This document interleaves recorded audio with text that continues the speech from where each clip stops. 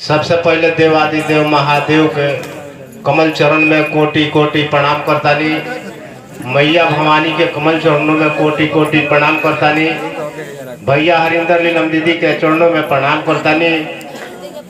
यहाँ उपस्थित गुरु भाई गुरु बहनों के चरणों में रामायण शीश के प्रणाम बा। हमारा प्रणाम को स्वीकार करें। सबसे पहले हम ही कहे के चाहतनी कि हमनी के ना जाने कितना दिन पहले से हमनी सभी मानो के कितना दिन कितना पीढ़ी पहले से ये लौकिक गुरु के मानते मानते जैसे धरती के मानो के गुरु बनाते बनाते ना जाने कितना पीढ़ी हमनी के पीछे चल गए,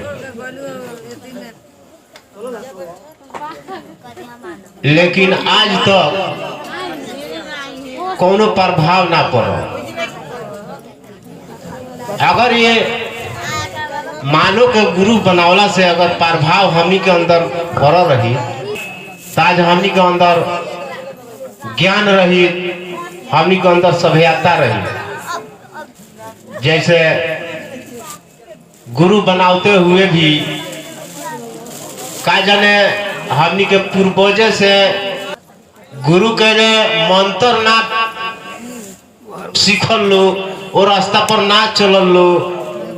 का जाने वो गुरु महाराज के लूरे ना रहे बतावे के, जमना कोजो से हमनी सभी मानो के संस्कारे खराब हो गए।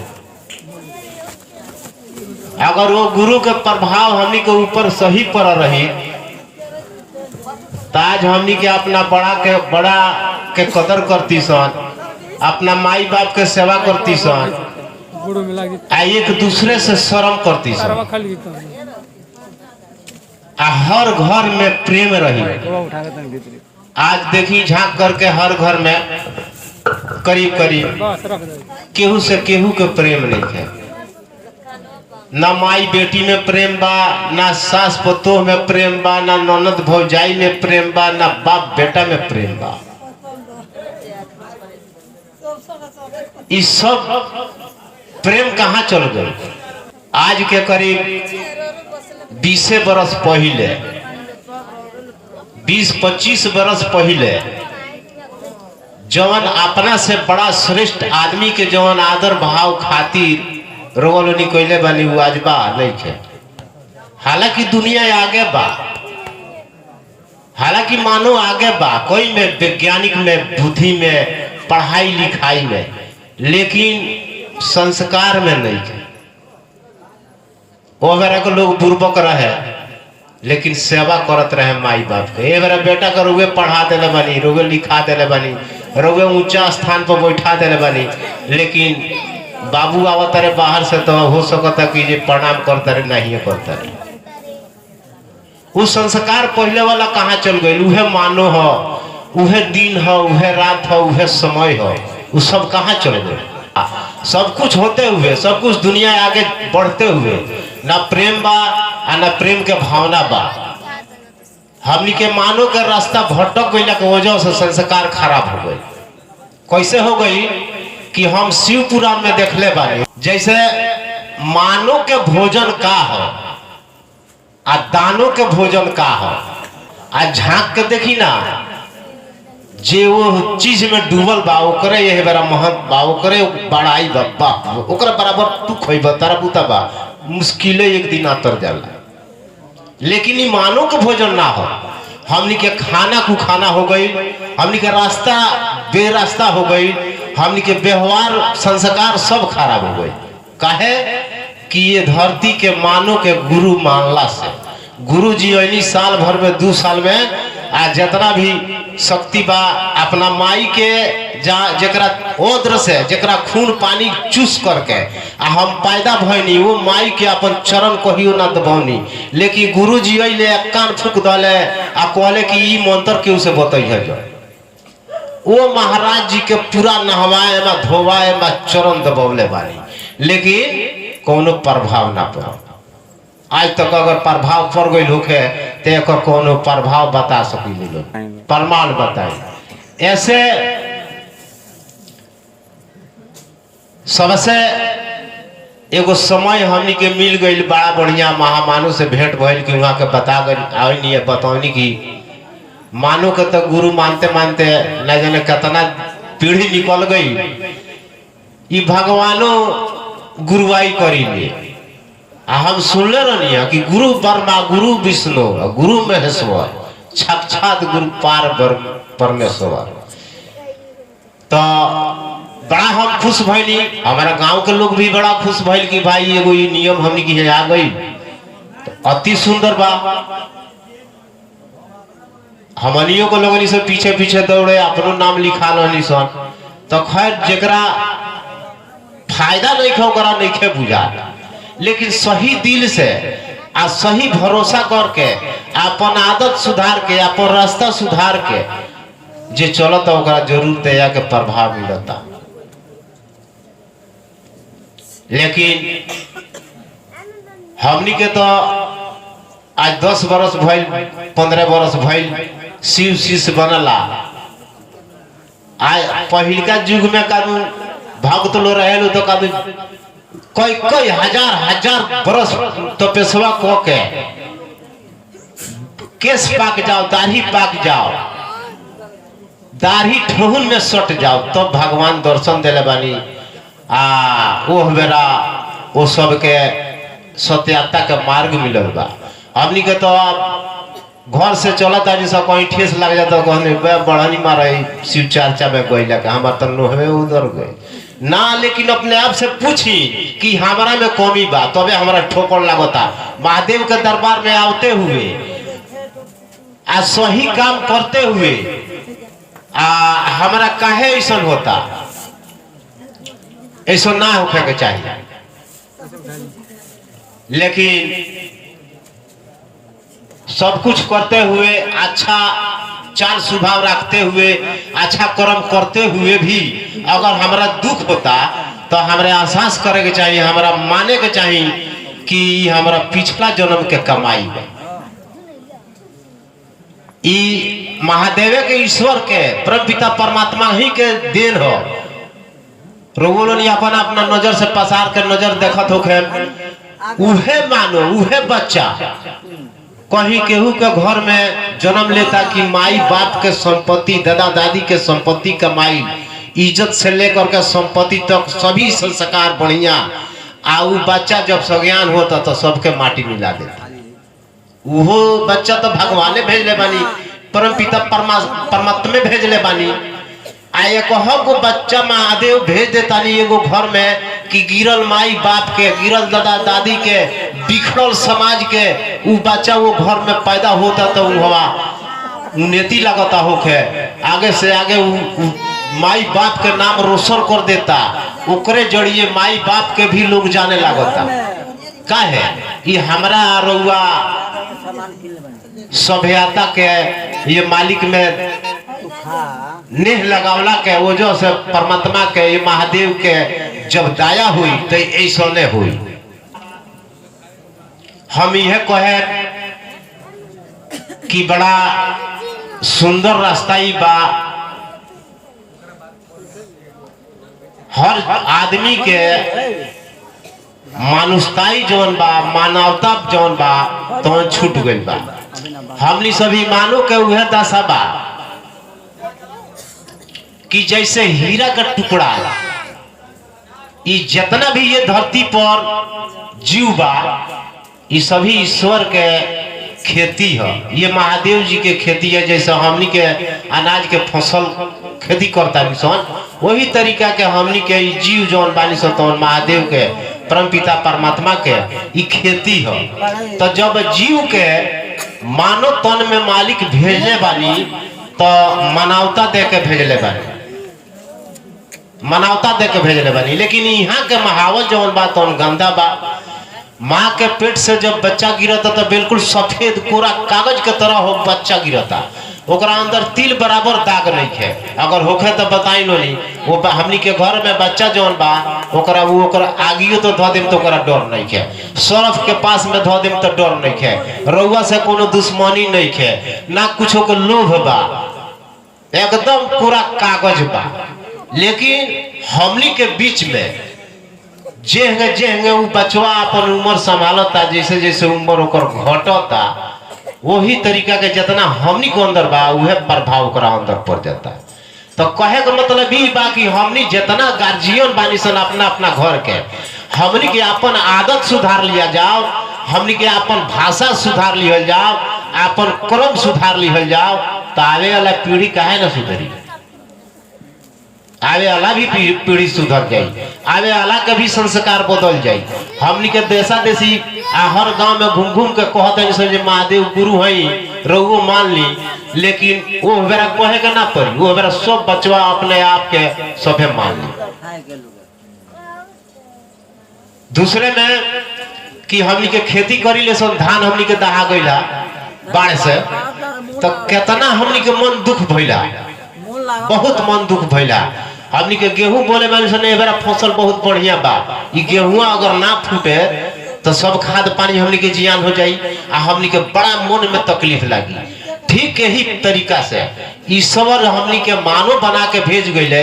अगर हमनी के दानों के काम करता इंसान, हमनी के जानवर के काम करता इंसान, तो परम पिता परमात्मा यानी महादेव के मन में बड़ा दुख होला, बहुत दुख होला कि हम एकरा के मानव बना के भेजले बानी, देखी दानों के काम करत।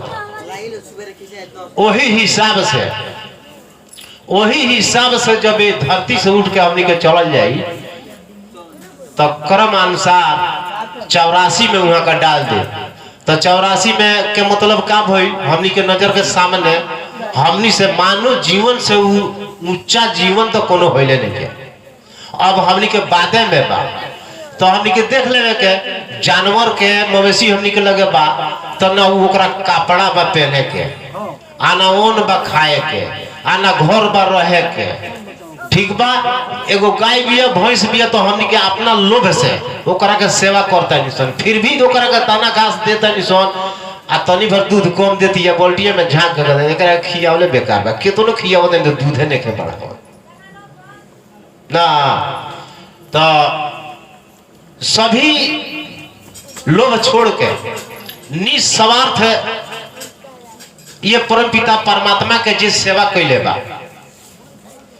ओकरे के दर्शन महादेव यानी साक्षात ईश्वर दर्शन दिले बानी। आ उहे आज महान बा कि हर बच्चा ओकर इतिहास भी बनल बा। लेकिन हमनी के ई सोची सन शिव शिष्य परिवार के जितना भी हमनी गुरु भाई गुरु बहन बानी सन, हमनी के ई सोची सन कि हम महादेव जी के शरण में पड़ल बानी, हमारा 5 ताला घर बन जाओ, हमारा दरवाजा पर 4 चकवा स्कॉर्पियो लग जाओ, 10 गो रोड में 10 गो गाड़ी चले लागू, सब ही बेकार बा सोचल। हमनी के तो खुश यही पर रहे के चाहिए कि हमारा के 84 में भरमा करके ये जीवा जंतु में कीड़ा मकोड़ा में कुत्ता सियार में घुमा करके ईश्वर हमारा के मानव बनौले बड़े। हम गरीब होखी चाहे अमीर होखी, हमार हाथ पैर सही सलामत बनौले बड़े, हमारा यह संपत्ति बहुत बड़का बा। दूसरा में महादेव से हमनी के यह कहे के बा मांगहू के बा, तो हमनी के यह कहे के बा कि हे परम पिता साईं मुझे उतना ही दीजिए जिसमें कुटुंब समाज अब मैं ना भूखा रहूं, साधु ना भूखा जाए। बेसी संपत्ति के का जरूरत बा, हमनी के इतने चाहिए। हमनी के दिन भर कुदारी चला के झूठ सच बोल के हमनी के घर बनवा दिया, तो हमनी के घर में थोड़ा रह जाइए। हमनी के बेटा पोते घर में रहे सन, हमनी के रह जाइए बरांडा में करकट वाला में पलानी में। हमनी को जे जाई तो ये बगलिया टोलिए सन, कागज उलट पलट के देखे लगे से जे बाबूजी केकरा के रुपया देले बड़े पहले ई जो हो। ऐसे हमनी के जो बामूल चीज जो बा, हमनी के असल कमाई बा, तबला के पहचान। हमनी के सभी मानो हमनी भुला गए बनी सन कैसे कि हीरा का टुकड़ा बात कट गई, दूसरा लाइन में चल गई। यहाँ जैसे सभी जीव में, ये सभी जोनी में जैसे हीरा का टुकड़ा बा सभी धातुक में एक नंबर, वही लेखा एक नंबर स्थान पर ये जीव में मानव के जीव बा, मानव तन बा। लेकिन जैसे हीरा का टुकड़ा अगर भैंस के गोबर में बिक दिया, अब फारका से देखल जाए तो कोई ना कोई जो हीरा का टुकड़ा बा ना, ये तो गोबर है, भैंस के गोबर है। लेकिन 4 दिन के बाद, 6 महीने के बाद, साल भर के बाद वो में से हीरा का टुकड़ा निकाल करके या धो के देखी तो हीरा के हीरा बा। ठीक वही तरीका से हमनी के कचरा के ढेरी में, माया के जाल में हमनी सभी मानव फंस गइल बानी सन। लेकिन ये माया के जाल छोड़ करके, ये क्रोध, अहंकार, लोभ छोड़ करके हमनी अपने आप को पहचान लिहल जाओ कि हमनी के का होई सन, हमनी का करे आइल बानी सन, का करत है सन। वो दिन समझ जाए कि ये मानव के मनावता मिल जाए। ऐसे हम यह कहें कि बड़ा बढ़िया एगो समय हमनी के मिल गई बा, अब बड़ा कम दिन बा, बड़ा कम दिन बा। हमरा लगे तो खबर नहीं के आई, लेकिन हमारा प्रहलाद भाई के लगे महादेव जी फोन कोइले रहे कि ओनली 1 हफ्ता मानो के जिंदगी बा, 1 हफ्ता में साफ हो जाएगा बा, तो दिनों कमे बा। ऐसे हमनी के जितना जल्दी हो सके उतना जल्दी ये महादेव जी से लगाव करे के बाद कहल जाला कि जब से बूझे तब से सूझे। हम इहो सुन ले बानी कि कहला लो कि भगवान के दरबार में, महादेव के दरबार में महापापी से पापी गई तो तर गई। लेकिन हमरा कहे का अर्थ ही बा कि कब तर गई, जावना बेरा महादेव के दरबार में जाके संकल्प कर, कान पकड़ के बड़ा क्रिमिनल बदमाश के तरह हाथ उठा करके इस्तीफा लगा दल, सिलेंडर बोल गई कि हे परम पिता परमात्मा हमरा के आप क्षमा करी, हम आज से कोनो गलती ना करे। अब वो दिन से गलती ना कैले, वो दिन से अच्छा मार्ग में चल रहे, अच्छा बात कैले, अच्छा व्यवहार कैले, अच्छा कर्म कैले, तो अबे जाकर के हो सकता कि यहाँ के तार दले होखे, अपने आप में मिला दले होखे। आ नहीं तो रोज गलती करी आ रोजवा के माफी मांगी या कहे कि जे हमरा के माफ कर दी, रोजो गलती करी या रोजवा के माथा पटक दी जे हमरा के माफ करी। कहाँ माफ करम यहाँ के? तो एक दिन ना यहाँ के सोच लेम कि हमरा से मजाक करता, त्रिशूल चला के मार दे आ हो जाए, हो सो करता कि यंग भंग हो जाएगा परी।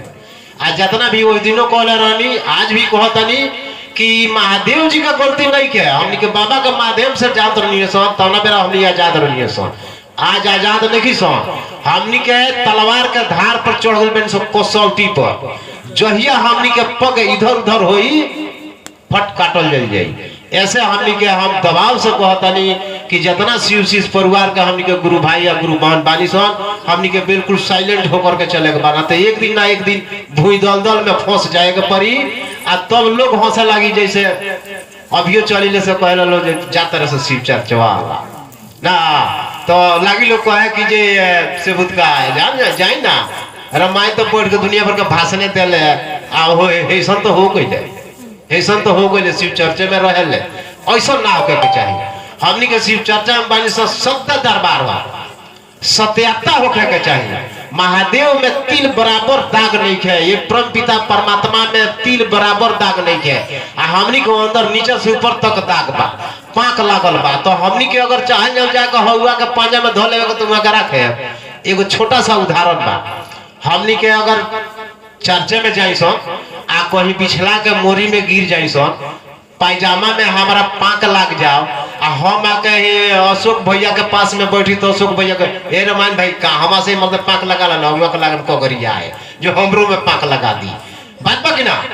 ठीक है, ही तरीका से दाग वाला चीज के सफेद चीज में मिलाओ जला तो वो खराब होला। ऐसे हमनी के यह कहे हमेशा के लिए कि हे परम पिता परमात्मा हम तो अनाड़ी बानी आ गंवार बानी आ बहुत घटिया बा, लेकिन अब हम शरण में आइल बानी, हमरा के माफ करी आ हमारा पर दया करी, अच्छा मार्ग बताई आ रउआ अपने आप में हमरा के मिला ली। अगर अपने आप में मिलावे के नहीं चाहत, उतना हमार कर्तव्य नहीं बनत रउआ में मिल जाए के, तो फिर मानवे बनाए, दानो कहे के बनाए, कुत्ता सियार कहे के बनाए कि केहू के दुआर पर जाए तो लाठी से मार खाई जाए।